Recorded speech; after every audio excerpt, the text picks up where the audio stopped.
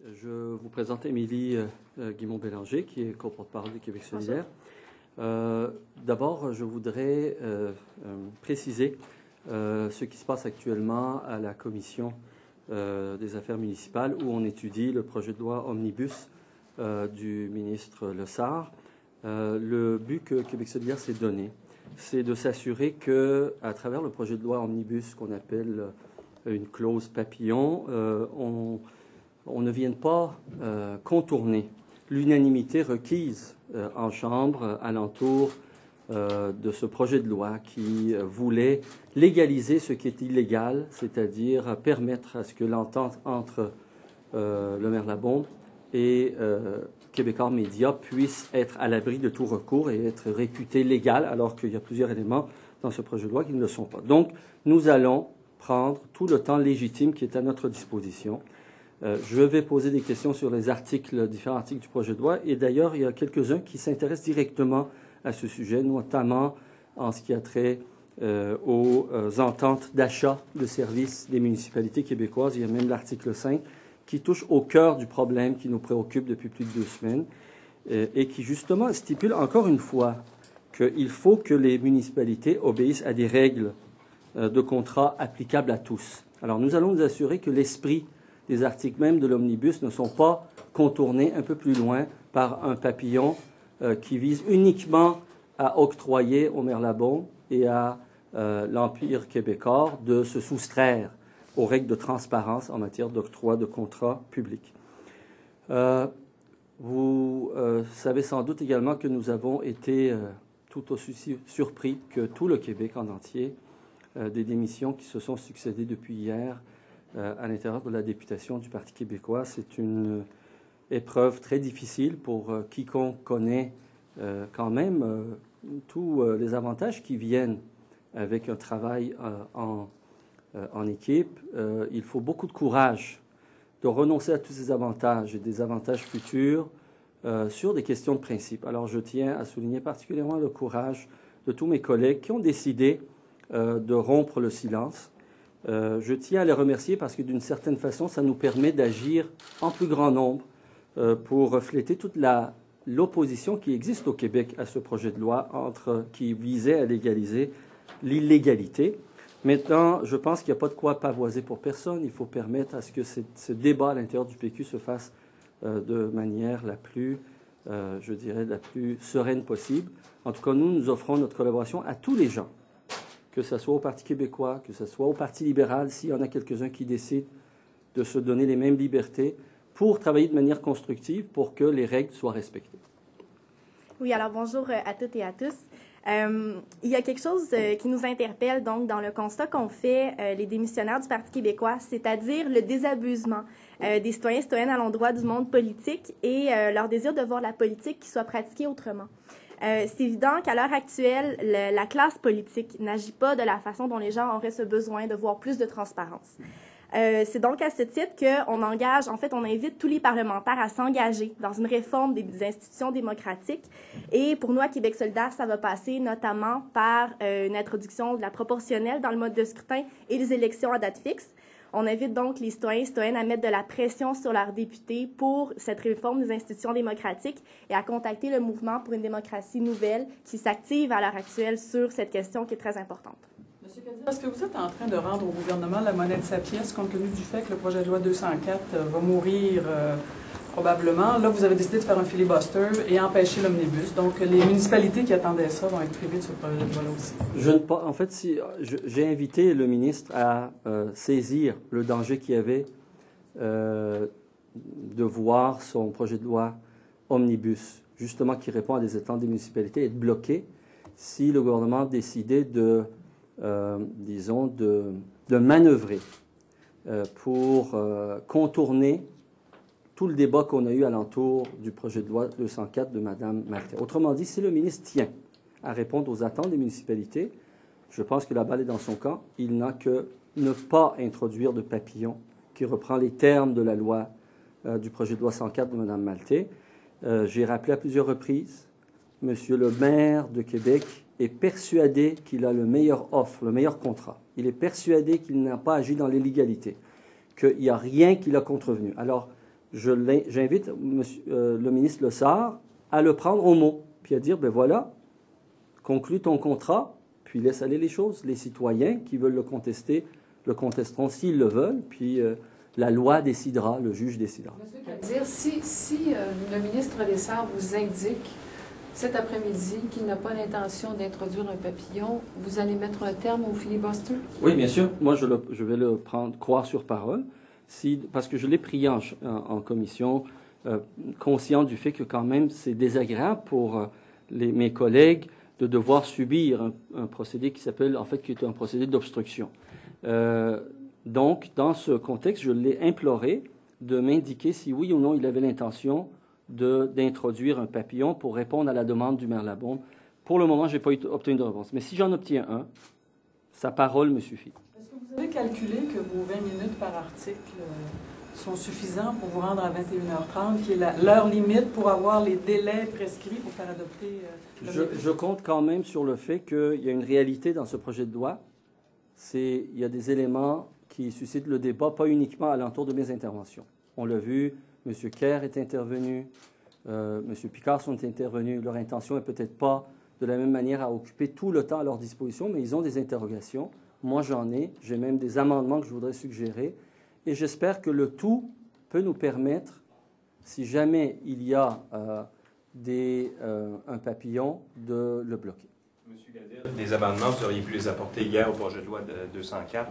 Vous étiez absent hier lors de la commission.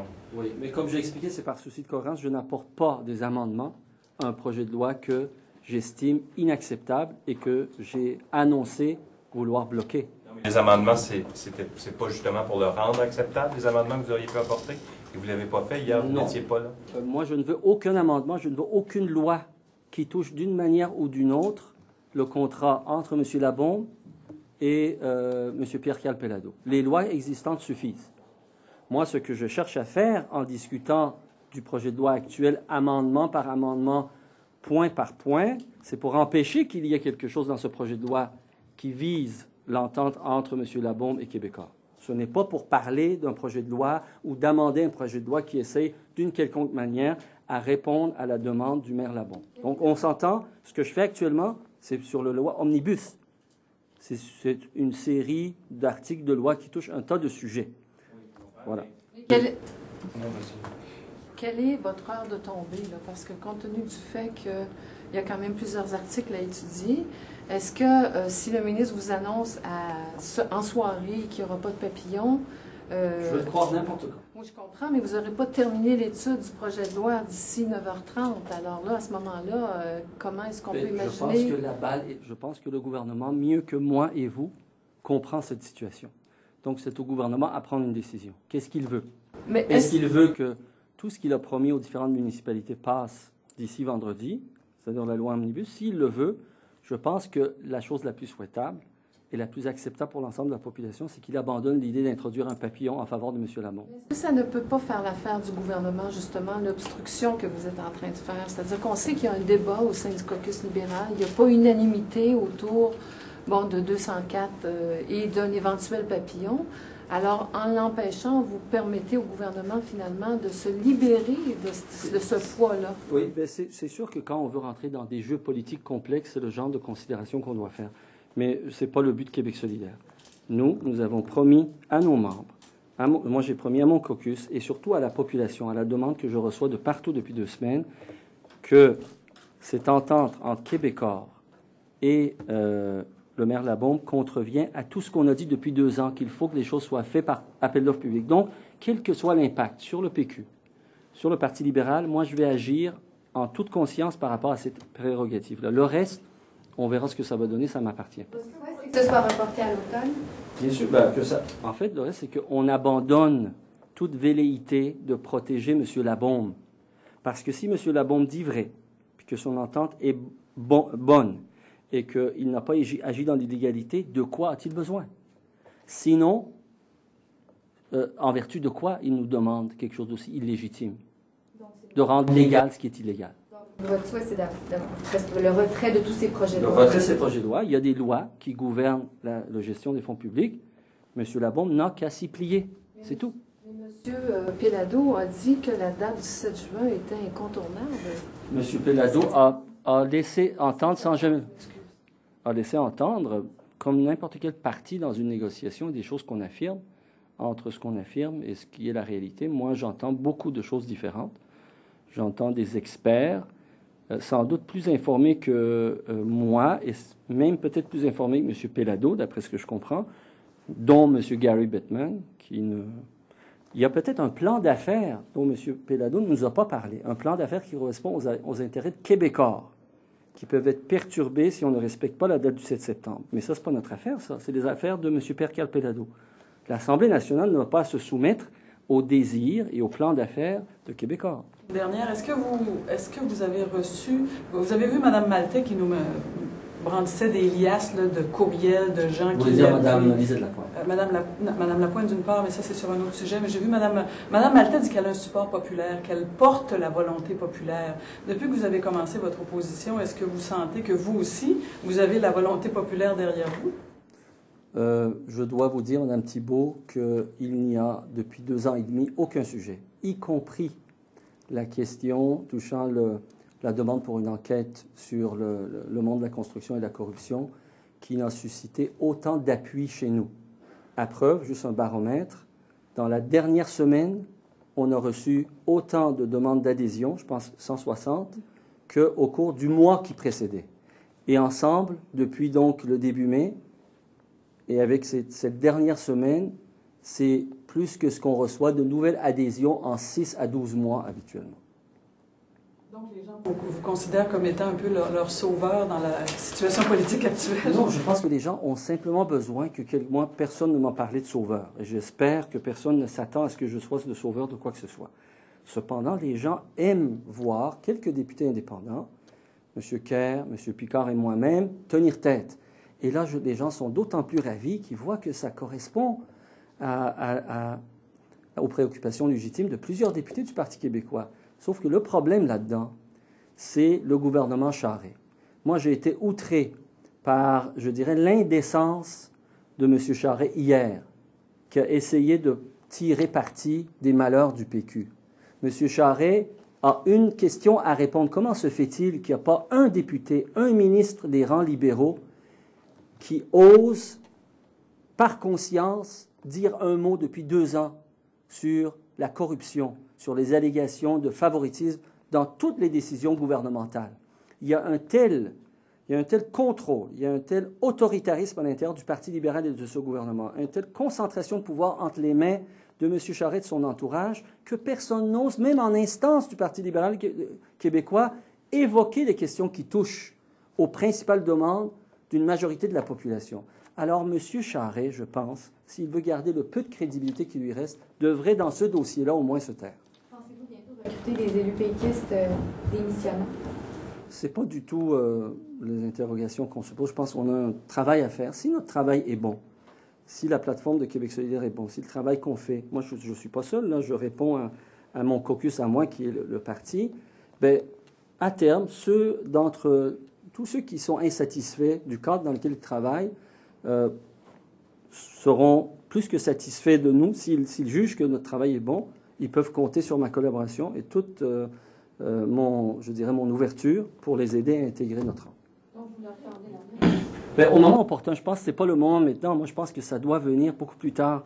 Je pense que la crédibilité et l'authenticité de la démarche de Mme Lapointe, de M. Curzi, de Mme Beaudoin, de M. Haussan, je ne sais pas s'il y en a eu d'autres depuis, tient au fait que c'est une réflexion, un débat sain et démocratique à l'intérieur de leur propre parti. Puis s'il y a une chose que je retiens, c'est qu'au moins le Parti québécois est démocratique, ce qui ne semble pas être le cas du Parti libéral.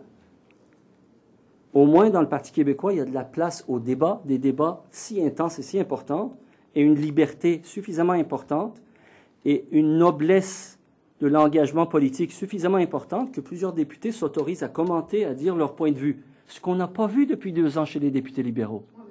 Ils ont démissionné. Ils ont dit exactement le contraire, puis ils ont démissionné parce qu'ils disaient qu'ils voulaient pas. Mais c'est la réalité d'un parti où il y a une démocratie vivante, qui fait qu'à un moment donné, c'est-à-dire c'est une culture politique qui encourage la liberté et l'exercice de la liberté et de la liberté de conscience.